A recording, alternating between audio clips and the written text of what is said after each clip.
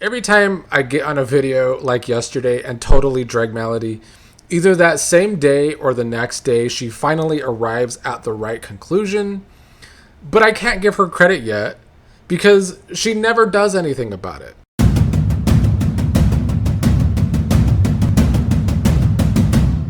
What up, everybody? Let's have our talk today about Big Brother 28 and their live feeds.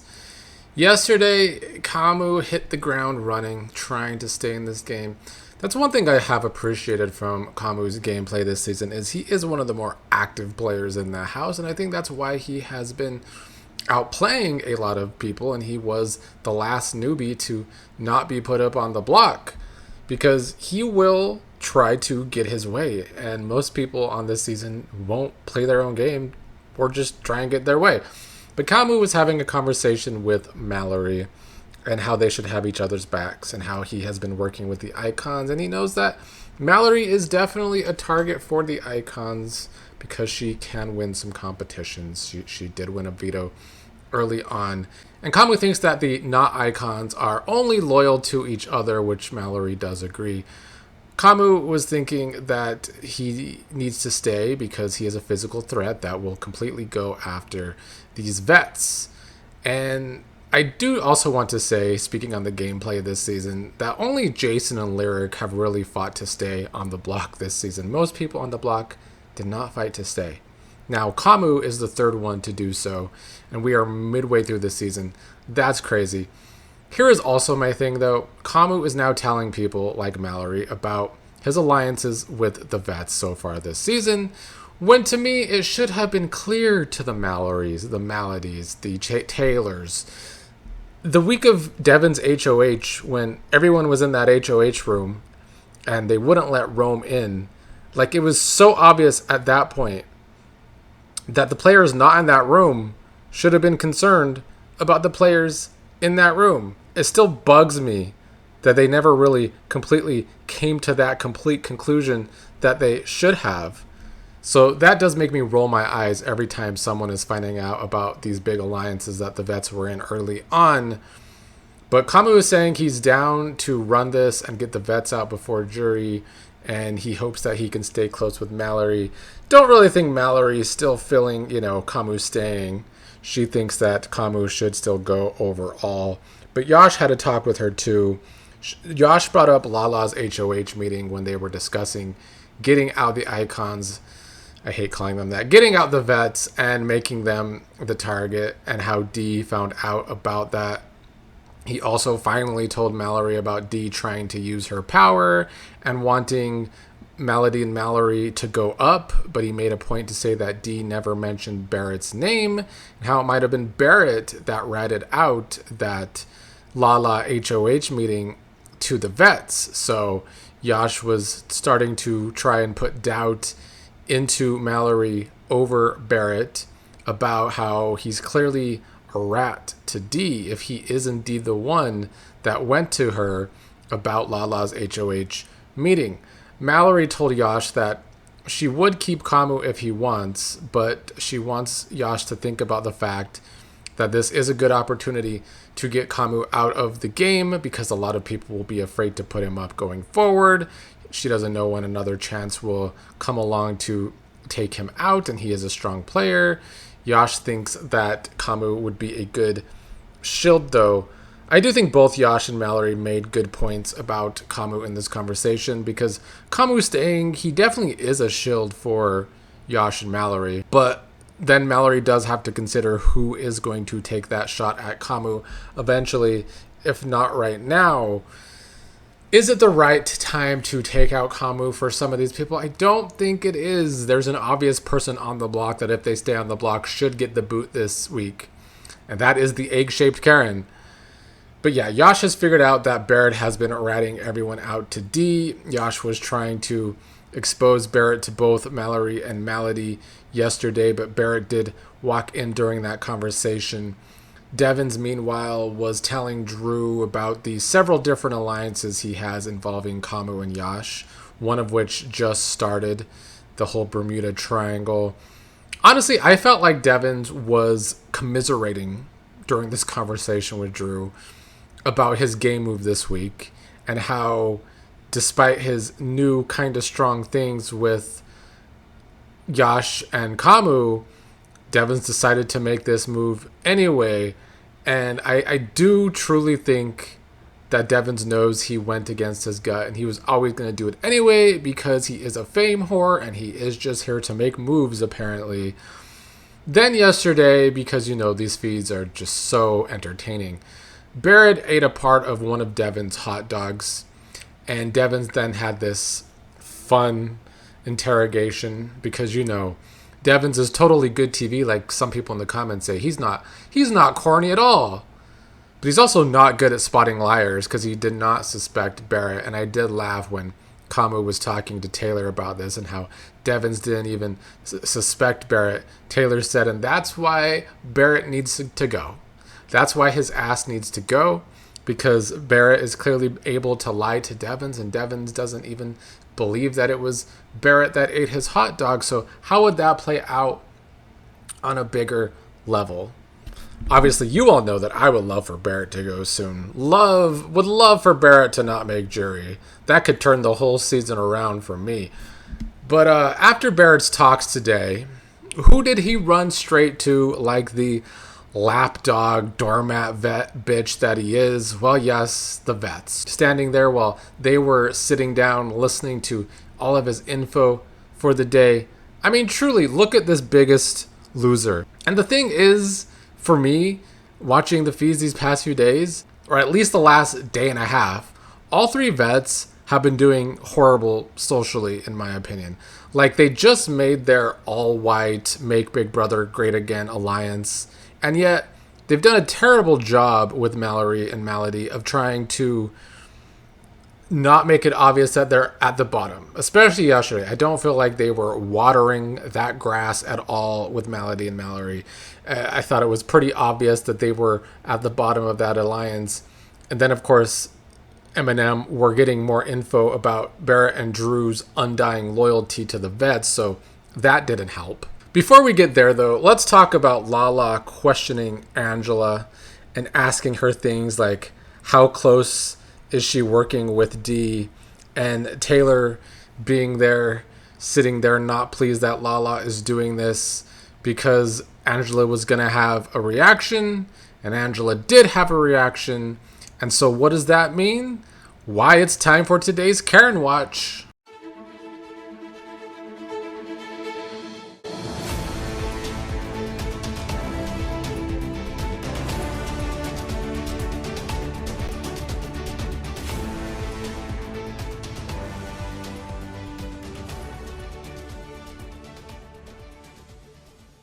Taylor was upset that Lala did this because it gives away information not just about Lala but about Taylor, because Angela started asking questions back. But also importantly, Taylor knows that Angela goes and plays victim, and that's exactly what Angela did. Taylor was not really a part of the interrogation. She was a part of the conversation, but not doing the interrogation, like Lala was the one asking all of the questions. But what does Angela do when she retells this story to her fellow Karen D, or to Drew, or to Barrett? Oh, Lala and Taylor cornered me, and she made Lala and Taylor out to be aggressive. Lala has been so dumb this season playing into Angela's Karenhood, so I am glad that she at least got to see it turned on her in her face, because after she was questioning Angela and Angela ran upstairs crying, Lala was saying how she was just trying to help Angela, but Angela goes upstairs crying like a fucking bitch. Just stupid. I ain't saying another thing to nobody. That's what she says. Before this, Lala was doing a good job laying low in this game, but she doesn't always lay low. And she doesn't have to lay low, but she should go and do a better way of gaming. She just doesn't know how. Lala is not a good gamer. But this is an example of Angela's Karen dynamics, and it is exactly why I have been doing this Karen Watch, turning it back onto watching and policing the Karens like they try and do to other people in this game. Lala does not get the privilege that the white folks have gotten in this season to blow up, because the most aggressive person in that house overall has been Angela. She eventually even out-aggressived Haley when cussing Haley out, but then she will play victim, and now she will try and make Lala and Taylor, who was not really involved in it, seem like the aggressive ones. That is Karen 101. Angela's behavior is always Karen 101. She really is like the first Karen, like I talked about yesterday. But let's talk a little bit about the Cubano Karen too, who continues to be so passive-aggressive with Taylor. She has all this smoke for Taylor behind her back. She started rolling her eyes around Taylor behind her back. And at least Taylor has noticed how Dee is treating her so fucking weird these days. Because in reality, I've seen nobody name a damn thing that Taylor has done to Dee to make Dee react so personally for weeks now, with so many constant microaggressions for weeks now, all behind Taylor's back. I mean, the only thing that Taylor did was make Kamu a burger, and Dee's been spiraling hardcore with microaggressions about Taylor ever since. Oh, and Drew, as some of y'all call in the comments, a Karen in training. He did join Angela in comparing Taylor to Chelsea again. Angela drives that shit into the ground too with her Karen behavior.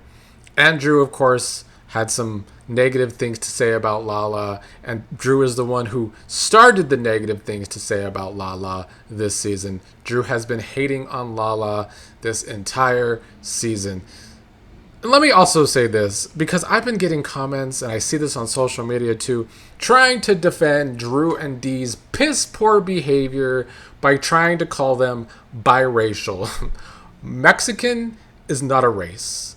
Cuban is not a race. Like, I know people are dumb and need to go back to school, but to me, using this to try and defend Dee and Drew, calling them biracial, is not just cuckoo and crazy to try and defend them, but it's uneducated and stupid. Mexican and Cuban are nationalities, not a race.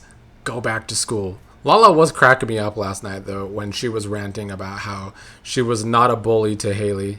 Because if she was a bully, she would have been going up to Haley saying things like, "Haley, you look extra dumb today."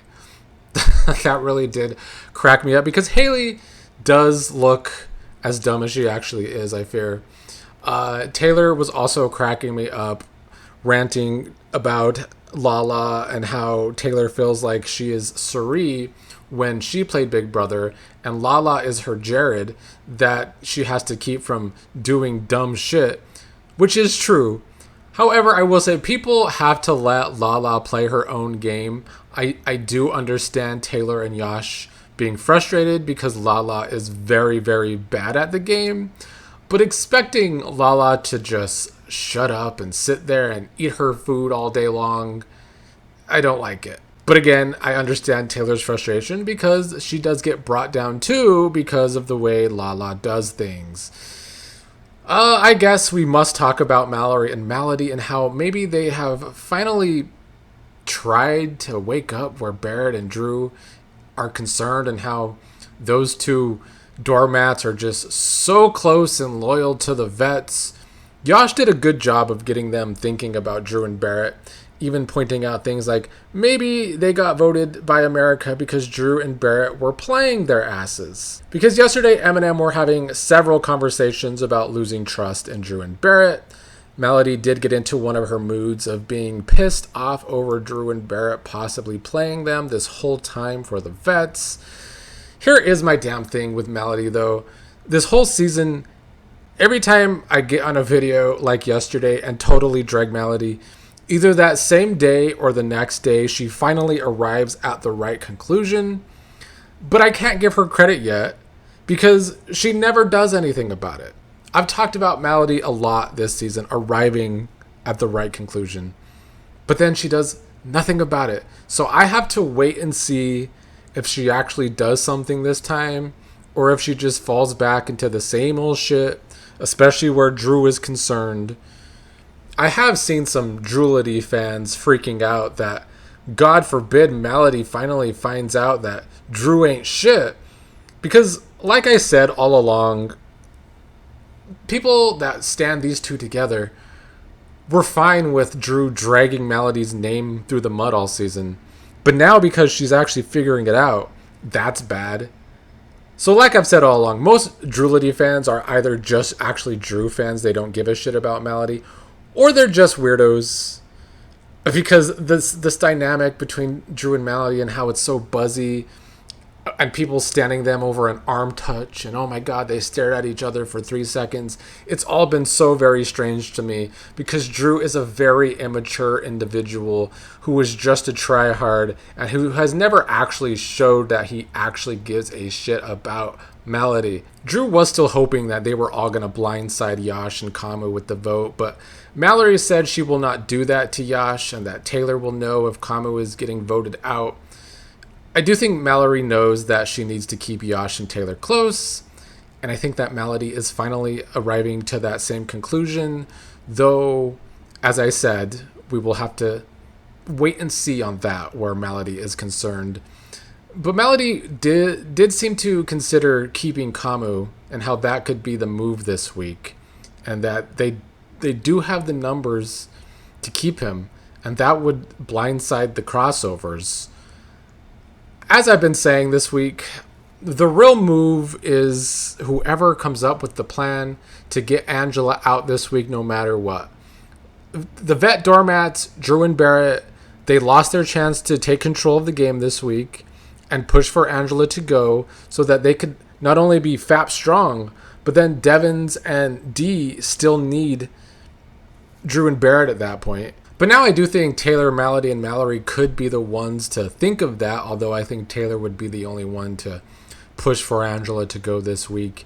Because getting Angela out is the obvious move. It weakens the icons because, oh look, one of them is gone. But I know the DR is going to try to not lead them to that conclusion. I guess my prediction is that Angela probably just wins the blockbuster anyway. I don't know what competition it could be that she could win. Maybe it will be say the most microaggressive things about Taylor and Lala in under a minute. She would definitely probably beat Kamu and Haley in that, although Haley might give her a run for her money if she's thinking about Lala. Or maybe the competition could be compare Taylor to the most black women players from the past in under a minute, because Angela would win that easy. You know, Angela did win competitions on her first season, but it would be nice to see her sitting on the block at the end of this week after the blockbuster and see someone actually make a big move this season by voting the egg-shaped Karen on out of here. But I'm not going to hold my breath about that. I will also say that Haley never really pitches to stay well when she's on the block. This is the second week in a row where I don't feel like she is really actively trying to save herself. So right now I do see her most likely going this week. We will see if Kamu's active gameplay keeps him, even if he doesn't win Blockbuster, or if it is a reason that they still boot him. We will have to see today the conclusion that Melody and Mallory come to by the end of today.